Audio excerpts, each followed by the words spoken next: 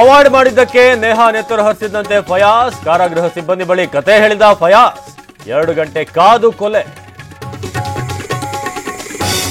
ವಿದ್ಯಾರ್ಥಿನಿ ನೇಹಾ ಹತ್ಯೆಗೆ ವ್ಯಾಪಕ ಖಂಡನೆ. ನಾಳೆ ಮುಸ್ಲಿಮರಿಂದ ಅರ್ಧ ದಿನ ಧಾರವಾಡ ಬಂದ್. ಫಯಾಜ್ಗೆ ಕಠಿಣ ಶಿಕ್ಷೆಗೆ ಆಗ್ರಹ. ನನ್ನ ಮಗಳ ಹೆಸರಿಗೂ ಕಳಂಕ ತರೋ ಕೆಲಸ ನಡೀತಿದೆ. ನೇಹಾ ಹತ್ಯೆಯಲ್ಲಿ ಫಯಾಜ್ ಕುಟುಂಬವೂ ಶಾಮೀಲು. ಟಿವಿ9ಗೆ ನಿರಂಜನ್ ಹೇಳಿಕೆ.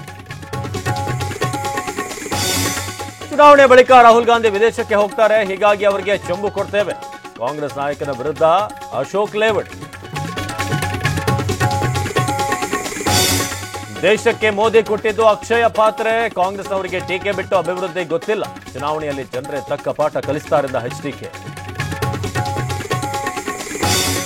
ಈ ದೇಶಕ್ಕೆ ಹಿಡಿದಿರುವ ಶನಿ ಅಂದರೆ ಮೋದಿ. ಶನಿ ಬಿಟ್ಟು ಹೋಗ್ಲಿ ಎಂದು ಕಾಯುತ್ತಿದ್ದೇವೆ. ಪ್ರಧಾನಿ ವಿರುದ್ಧ ರಮೇಶ್ ಕುಮಾರ್ ಆಕ್ರೋಶ.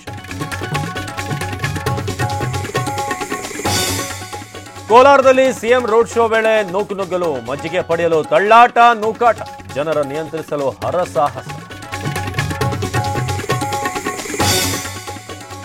ಸಿಎಂ ಆಗಿ ಸಿದ್ದರಾಮಯ್ಯ ಮುಂದುವರೆದರೆ ಹಿಂದೂಗಳಿಗೆಲ್ಲ ರಕ್ಷಣೆ. ಮುಸ್ಲಿಂ ಗೂಂಡಾಗಳೇ ಚುನಾವಣೆ ಮಾಡುತ್ತಿದ್ದಾರೆ. ಸರ್ಕಾರದ ವಿರುದ್ಧ ಸದಾನಂದ ಗೌಡ ಕಿಡಿ. ಸಿದ್ದರಾಮಯ್ಯರನ್ನ ಸಿಎಂ ಕುರ್ಚಿಯಿಂದ ಇಳಿಸಲು ಅಜೆಂಡಾ ರೆಡಿ. ಎಲೆಕ್ಷನ್ ಬಳಿಕ ರಾಜ್ಯ ಸರ್ಕಾರ ಪತನ. ಶಾಸಕ ಯತ್ನಾಳ್ ಭವಿಷ್ಯ.